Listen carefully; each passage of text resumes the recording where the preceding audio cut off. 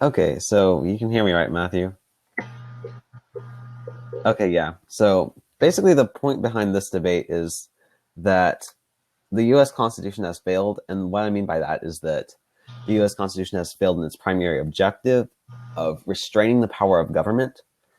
And the mechanism that it did that, the mechanism the Constitution designed to restrain the power of federal government, was to match the ambition of others against the ambition of the other people in the government, basically. So, if you don't mind, I'm going to go into basically the mechanism that the Constitution designed, as explained in the Federalist Papers, and then why it has failed in that objective. Any opening? Okay, so I'm going to talk about the Federalist number 51 now. So, the Federalist number 51 talks about how the federal government was structured, and this is by James Madison. So, it basically says in here that in order to create a foundation for the separate and distinct exercises of the different powers of government, which to a certain extent is admitted on all hands to be essential to the preservation of liberty, it is evident that each department should have a will of its own, and consequently should be so constituted that members of each should have as little agency as possible in the appointment of the members of the others.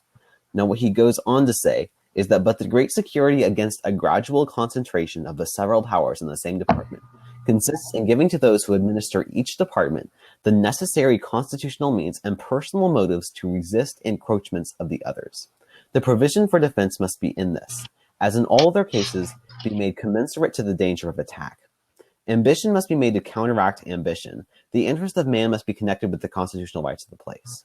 It may be a reflection on human nature that such devices should be necessary to control the abuses of government. But what is government itself but the greatest of all reflections on human nature?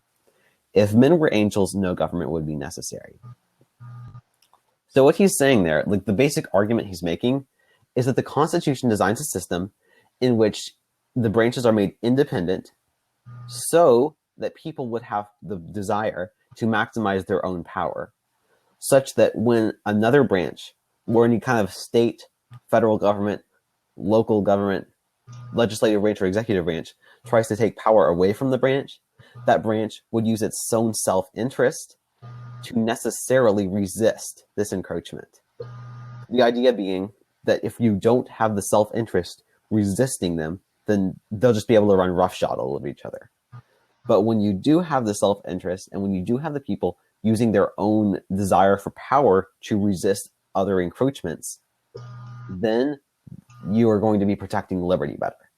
And so the point is, unless you have that, unless they're correct in assuming that self-interest will help to restrain government's growth and restrain the growth of the branches, then they're going to be incorrect in their actual creation of a government based on those premises.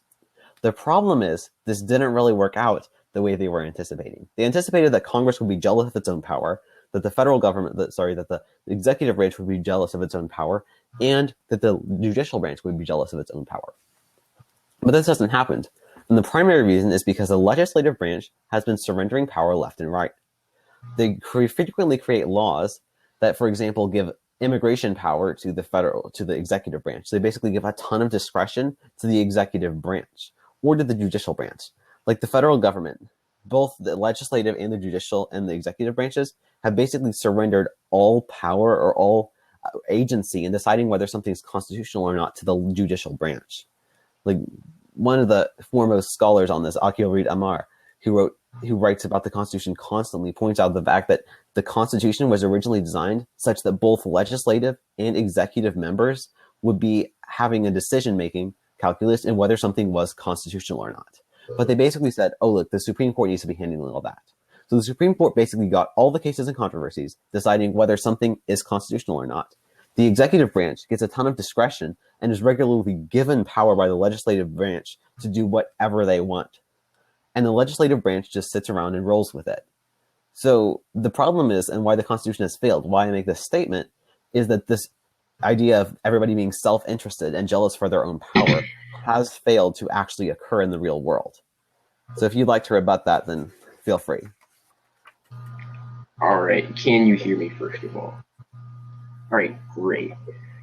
So, first of all, I would actually object to the purpose of the Constitution that you laid out in your speech, talking about how its purpose was the restraining the federal government's power. That was not actually the purpose of the Constitution. The purpose of the Constitution is pretty self-explained in the preamble to the Constitution of creating a more perfect union, establishing justice, ensuring domestic tranquility, providing for the common defense, promoting the general welfare, and ensuring the blessings of liberty to ourselves and our posterity. That was the purpose of the Constitution. The idea that it was to be restraining the power of the federal government is actually slightly not very accurate, because if we look at what we had before the Constitution, the Articles of Confederation, we tried that out and that didn't work because it had a very weak, very limited federal government. So we realized that we actually needed a strong federal government if this whole United States thing was going to work. So we created a constitution that provided a strong federal government. Yes, they laid it out in such a way in which it was able to check itself and had some checks and balances so it would not be easily made corrupt. But its purpose was not to restrain the power of the federal government. It was actually to give the federal government more power than what it previously had. So I would say that the burden that you have, Noah, is to prove that the Constitution, in following the Constitution, it does not actually result in what it intended to do, as was stated in the preamble. However, I would move on, further contend that the idea that you brought up, that the legislature surrendering power and now it's not being jealous for its separate powers, I would actually argue that that is not an example of the Constitution failing, but an example of people failing to uphold the Constitution. Because if we actually follow the Constitution, the legislative branch doesn't have the power to give some of its power over to the executive branch or the judicial branch.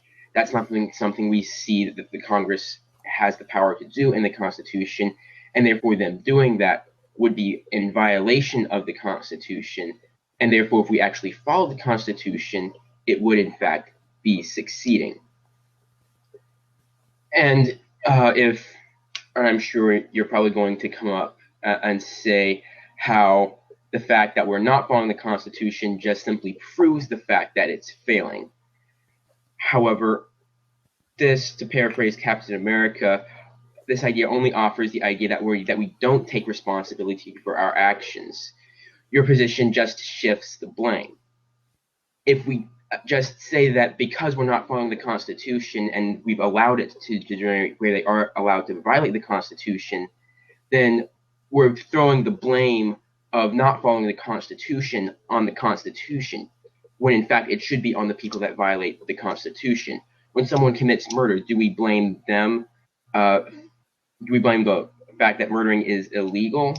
No, we blame the person who actually broke the law, which is why the Constitution has not failed. It's not the Constitution at fault, it's the people's. Okay, so to begin with, you said that the purpose of the Constitution was to basically do what was in the preamble. Now, I agree to this, but the specific point I'm making, and probably why I should have rephrased this, is that the objective of the organization that happened in the Constitution, like the whole point of the Constitution's organizational structure, involving the different departments and the different like checks and balances involved, was to restrict the individual power, making sure that everybody had some kind of power over the other one, so that the other person wouldn't be just like all grabbing all this power. And so it was designed to have all these checks and balances so that people had power over each other, such that they would then exercise their power and prevent any one person from growing too powerful. So the organization of the federal departments and everything that happened in the Constitution was to enable the federal government to restrict and limit itself, so that it wouldn't do something like grab too much power and start restricting our rights. The idea, of course, behind that, as explained by James Madison, is not all men are angels, and if they were, then no government would be necessary. So the fact was the Constitution was designed so that even having men who were not angels, they still wouldn't be able to gain too much power and then individually threaten our liberty. Because if any one branch of the government or any one department grew so powerful that it could threaten our liberty, then the Constitution has failed. And the point here, as you talked about with the whole idea of the legislature giving up their power, and my points about how the legislature is surrendering power to the executive branch, both branches surrendering power to the judicial branch, is your just point is that the people are failing to do what they are responsible for. I don't deny that. But when the structure of an organization is such that people should be prevented from doing things that they're not allowed to do, then the fact is the structure has failed. And this isn't to say that just because there's an occasional failure and maybe somebody corrects that. Like if somebody murders somebody, then they're going to go to jail and get punished for it. But if you have a system like a game of sports and people consistently violate it, but there's no reason for them not to violate it, just because the game is soccer and somebody just keeps consistently, I don't know that much about soccer. Let's say somebody keeps consistently like picking up the ball with their hands, running it and tossing it toward the goal, and nobody does anything about it. Like there's no mechanism to prevent them from doing that. Then we say the game of soccer, like the rules of soccer have failed. So when this consistently happens and people consistently do stuff, there's nobody stopping them, and the structure itself designed to prevent that isn't doing anything about it, then we can blame the people, but we also have to admit that the structure itself has failed. Because when the structure itself is designed to restrict human activity that undermines the purpose of it, then when that structure doesn't, then we have to recognize that that structure has part of the blame for that.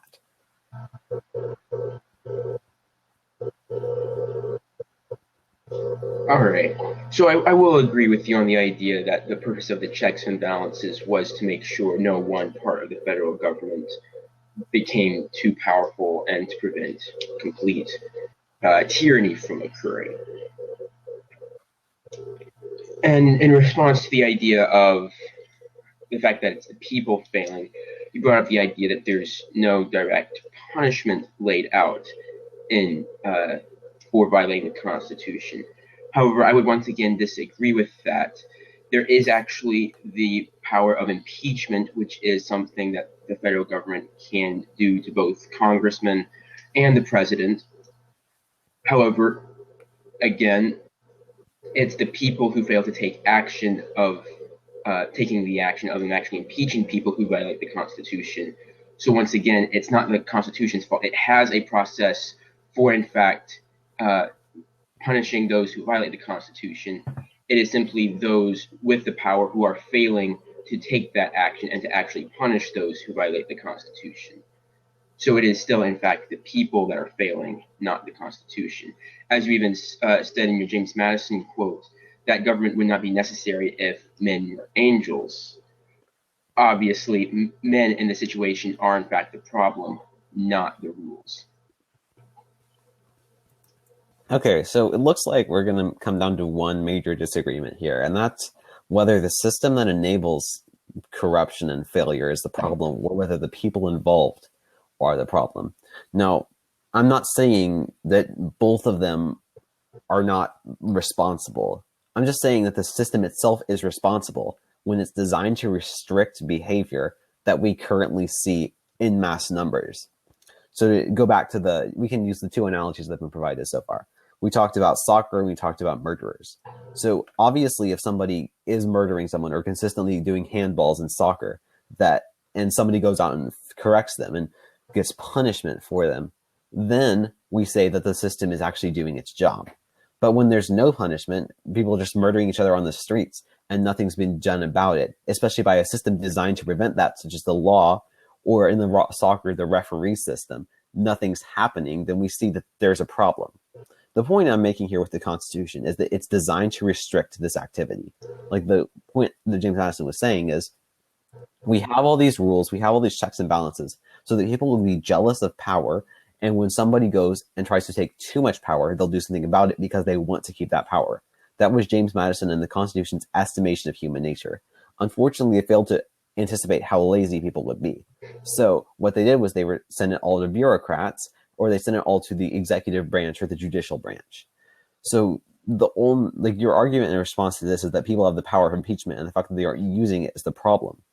But the point that I'm making here is that only works if people do care about it, which is only in the case when they actually care about the law and they actually care about their own power. That hasn't happened. Look, that's just the fact of the Constitution. It hasn't resulted in this really what was supposed to do. It hasn't resulted in its objective that it was designed to implement. And that's why I say it's failed. All right. I'd like to key on one statement that you said in that last response, and that it only works if the people care.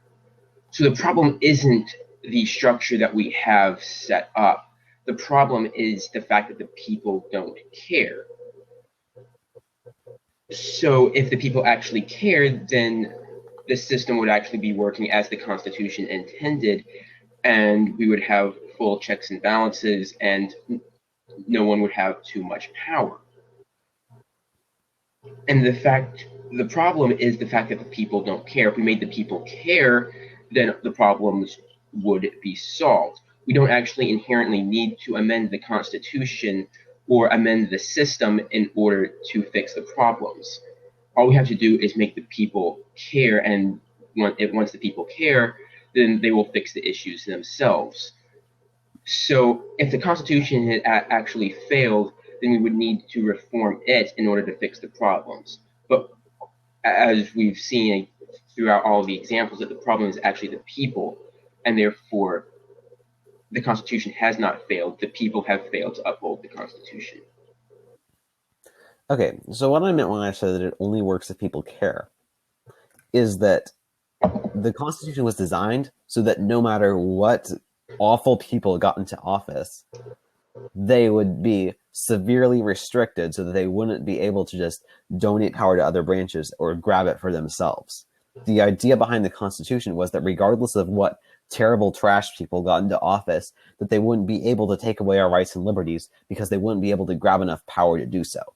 But when people are donating power left and right to other agencies of the government, then it's failing in its primary and like really the only objective it has, which is ensuring that people, the government structure works so that nobody can grab so much power that they become a tyrant. So what I'm saying and where you're coming from is that like the problem is they don't care. The problem is that the system was designed so that no matter how little they care, they won't be able to do stuff. And as I've shown, they're doing stuff right now that's violating the Constitution and that's harming the separation of powers principle, but people aren't doing anything about it, and the constitutional structure isn't actually working to prevent them from gathering too much power among themselves. And yes, reform is necessary because when the Constitution has worked out to this result, then we have to recognize that we can't just count on people suddenly coming to care. Our government has to be designed so that no matter how powerful people, no matter how many people who don't even care about our country get into office, they can't destroy it. And when that isn't happening, we have to do something about it. So the Constitution does need to be reformed and it does need to be changed. The problem that people don't care has to be fixed by changing the structure rather than just assuming that we can change the people. I believe we have effectively created a circle. Your contention has been that government has been getting too big because the structure of the Constitution hasn't been working, and therefore we need a better structure in order to prevent this from happening. So the idea is basically that we need more government to prevent a bigger government, which I would ask for any historical examples that you could bring up of when more government has actually helped us restrain us from getting too much government. What we really need is to get an educated people that actually care enough, because the only way to prevent a government from having too much power is having the people actually care enough to stop the government from taking the power. So if you want to advocate for a bigger government to prevent a bigger government, which is a bit of a paradox, then by all means, but that will not fix any of the problems. This will not fix the problem of abusive government. The only way to do that is to actually find a way to go back to the Constitution as it is, which is through the people, not more government. Okay, so you said in your last speech that my problem is I'm suggesting that we have to have more government in order to prevent a bigger government from arising. That's not the point I'm making. I'm saying that the structure of the government that we have currently isn't doing what it was designed to do. That is, namely, preventing people, regardless of how terrible they are or how much power they want, from gaining it. So when I say that the government structure has failed, I'm not saying we need to establish more government or establish more bureaucrats. I'm saying that we need to do something so that our government structure works no matter how little people care about their own power. And your basic point is that in order for people to solve the problem, we have to educate people enough so that they actually care about the Constitution and they actually follow it. They're exercising their power of impeachment, or they're trying to vote people into office who are going to protect their liberties. But the problem with this is that the Constitution wasn't designed to only work in a system where everyone is perfect, basically, where everyone cares about the liberties of the minority and does everything they can to protect them. So the problem I see here is that what you're saying is that the Constitution can only work in a society in which people are completely educated and agree to our basic moral framework of where the government needs to be and what the government needs to be doing. The problem with that is that in a system which is designed so that the majority, through democratic means, can't take away the rights of the minority, which is designed to distribute power among branches so that that can't happen, so that nobody can grab enough power to do anything like that, but which relies on everyone having enough interest in their own power to do that. It's designed so that no matter how bad people are, they can't do something about it. Unfortunately, that has failed. When the entire purpose of the Constitution, or the entire purpose of a government structure, or any kind of structure, is to prevent people from gaining so much power that they can abuse it, but people do gain enough power so they abuse it, whether by grabbing it themselves or by having it donated to them by other people, then we can't say that it's just the problem of people not caring enough. The problem is clear that there's something faulty about the government structure itself, which has enabled this to happen. All right. So in that last response, we're talking about how, under my point of view, the Constitution can only work in a basically perfect society in which everyone is fully educated and fully cares. Obviously, that would be the ideal situation, but under those circumstances, virtually any form of government could work perfectly, and is obviously not exactly what I'm advocating for. Well, I am advocating for it, but I realize that it's completely idealistic and is unrealistic to actually happen. However, this does not inherently mean that the Constitution has failed. That is merely one of the checks and balances that we have, that the Constitution put in place, that the people have overall the ability to completely reshape it if it ever gets to a point in which it is necessary. The other checks and balances are the other three branches which are meant to keep each other in line. And obviously, as you have been continuously pointing out throughout all of your speeches, that they haven't been doing a very good job of doing that by giving away their power or just by simply letting someone else take it. And again, that is not the way the Constitution was set up to work. It is just as much, I think if I remember correctly, it's the House of Representatives, I think, maybe it's the Senate, either one of the two, that has the power of impeachment. Kind of is both, because the Senate tries all cases of impeachment, but the House of Representatives has to actually vote on stuff. All right, great. Thanks for that clarification. But the point is that we still do have that power on inside the federal government for them to make sure that people are actually following the laws and not taking too much power or giving away too much. And if we actually went back to that method in which we were willing to use this system of checks and balances, then the Constitution, we would have a much better form of government and there would be no need. Not there would be no issues in the status quo with too much federal government. So the key problem I see with your position is that your position relies on everybody basically doing what they're supposed to do. And that's great if everybody does what they're supposed to do and wants to do it. But the problem is that's not what happens, and that's not how you can set up any form of government to work. You can say monarchy is a great form of government if you want to get things done, but that all falls apart when you have a bad king. I guess just totalitarian dictatorship is a great option, but that falls apart once you have a terrible totalitarian dictator. Having an authoritarian parliament like they do in England that's capable of doing anything at once with no restrictions other than what it sets in place for itself is a great option if you want to have a great government that does a lot of things. But if that parliament goes power hungry and gets all the stuff at once and does basically everything that it wants, regardless of the rights of the people, that's not a great option anymore. Now, the reason that the Constitution is structured the way it is to prevent any one of the branches, whether the judicial branch, the executive branch, or the legislative branch, from gaining so much power that it becomes a threat to the rights of the people and to the power structure of the entire society. So when we say that the Constitution has failed, what I'm saying is that the Constitution simply isn't set up to work the way that you're saying it has to be. Because your point is that people have to care, they have to be educated enough to do this and pay attention to their rights, pay attention to the potential violations of the Constitution that are occurring. But the Constitution, as I said earlier, isn't set up to be this kind of utopian structure where everybody does what they're supposed to do and it all comes out all right. And if somebody makes a moral failure and doesn't uphold the Constitution as a senator or as a judge, then the whole system completely falls apart.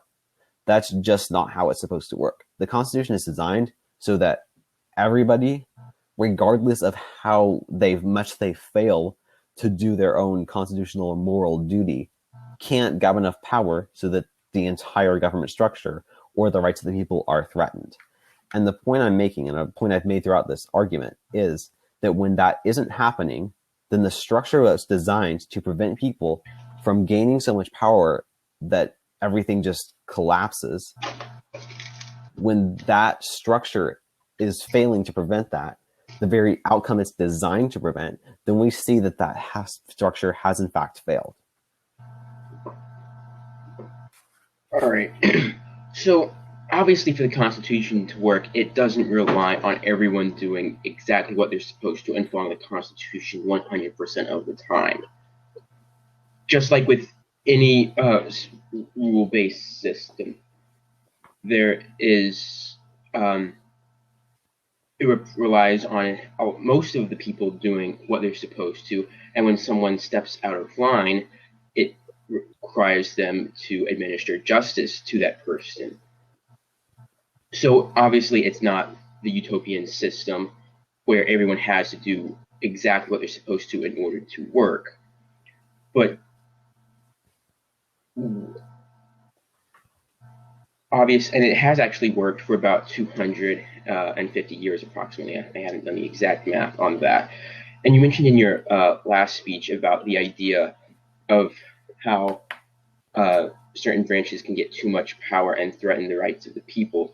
Yet I noticed you haven't brought up any examples of where the people's rights have actually been put into threat by this government overreach. 16 at most. Apologies about that. Where was I? Right. So, really, when we could try and boil this down just a little bit, what we've seen is that you've claimed that the Constitution has failed in restraining the power of government, but that's not actually the case. The government has failed to actively act upon the Constitution and administer the forms of justice that it lays out. And in part, this lays on the people also because they have failed in their part to administer the justice that at the ultimate checks and balance. And we've also actually seen no examples of how this has actually threatened our rights. Okay, so I think there's not much more to be said, so I'm going to offer my one last closing statement and then let you have it. And I think after that, I'm good with ending the debate. So basically, the point that you made, basically, that the Constitution, I haven't given any example of this actually threatening the rights of the people.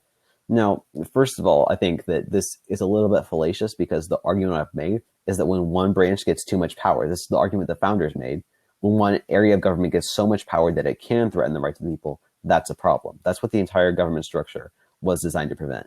But secondly, there are examples of this. Like, look at the Alien and Sedition Acts.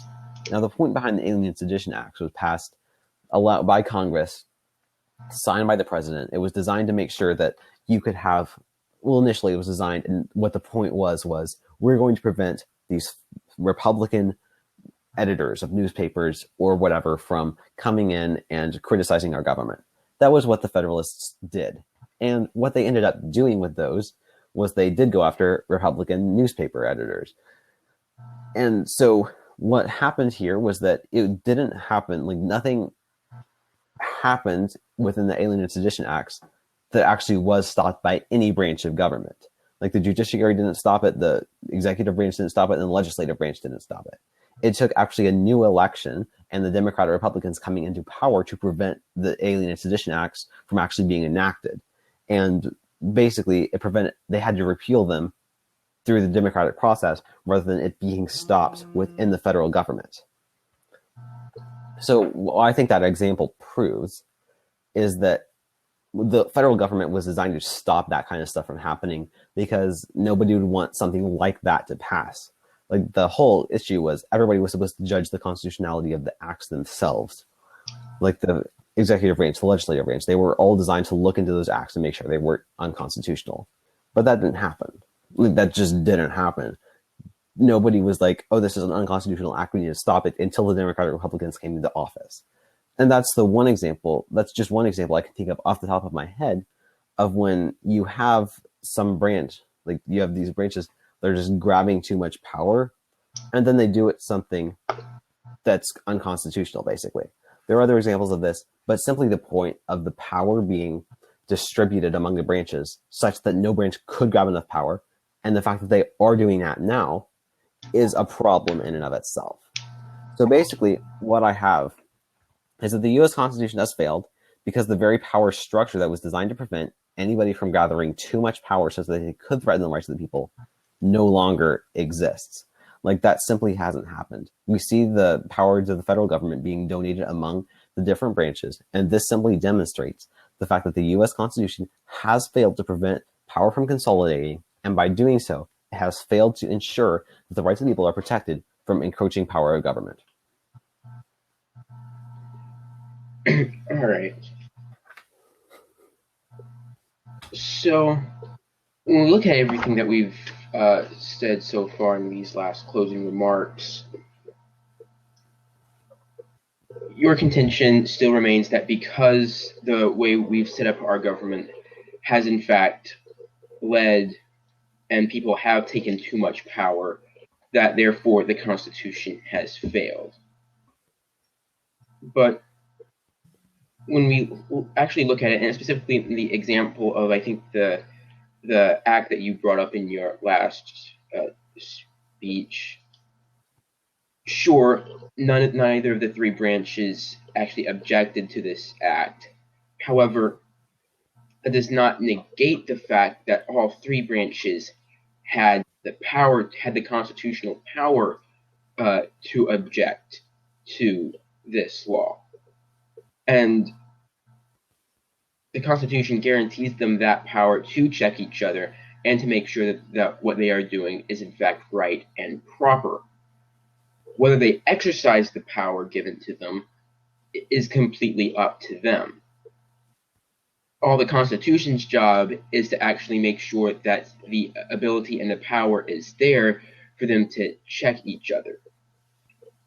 So, to say that the Constitution has failed simply because people have failed to act in a constitutional manner, to use the power that the Constitution gave them to check the other branches is not an indication to say that the Constitution has in fact failed. I know this hasn't really come up much, but when we look at the actual purpose of the Constitution, which I brought up in my first speech, that of what was stated in the preamble, it actually has succeeded in creating a more perfect union for the most part, for establishing justice and ensuring domestic tranquility and providing for the common defense and general welfare and securing liberty to ourselves and our posterity. It hasn't failed in those areas. Sure, some people may have failed to exercise a power that would have been good and helpful for prohibiting something that was unconstitutional from actually happening. That does not negate the fact that they still have the power under the Constitution to do that. And therefore, because they actually have the power, the Constitution has not failed. They have simply failed to act.